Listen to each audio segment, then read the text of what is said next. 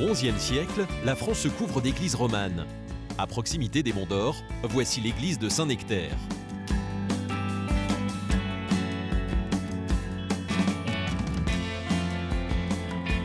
L'une des plus belles de la région, avec son chevet et ses petites chapelles.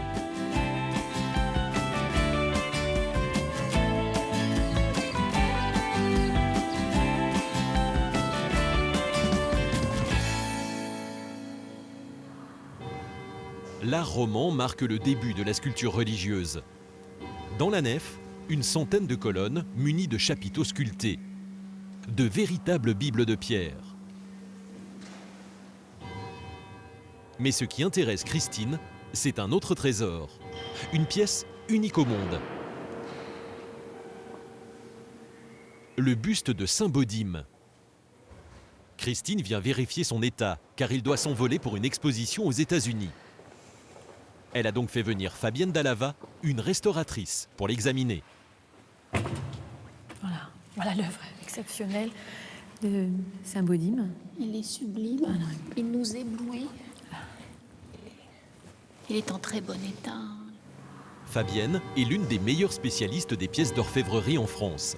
Mais elle découvre ce buste pour la première fois.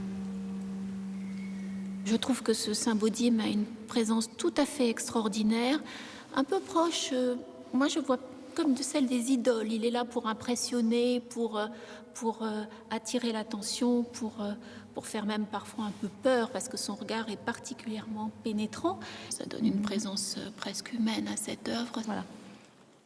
Cette tête et ses mains qui sont fondues sont en parfait état de conservation. Alors, malheureusement, beaucoup de cabochons ne sont plus là. Oui. Et celui-ci est encore visible. Ce reliquaire du XIIe siècle est composé d'une cavité en bois recouverte de cuivre. Au Moyen Âge, il renfermait les ossements de Saint Baudim. Il était vénéré par les foules. Ces statues étaient souvent fabriquées à partir d'éléments plus anciens.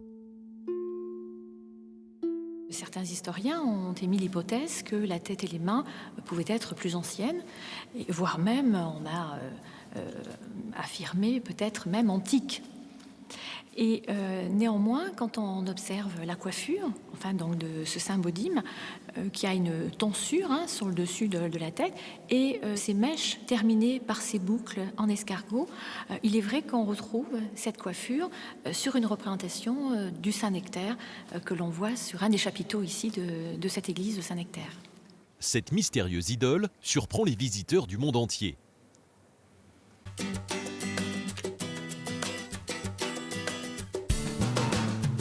Nous quittons l'Auvergne romane et l'église de Saint-Nectaire.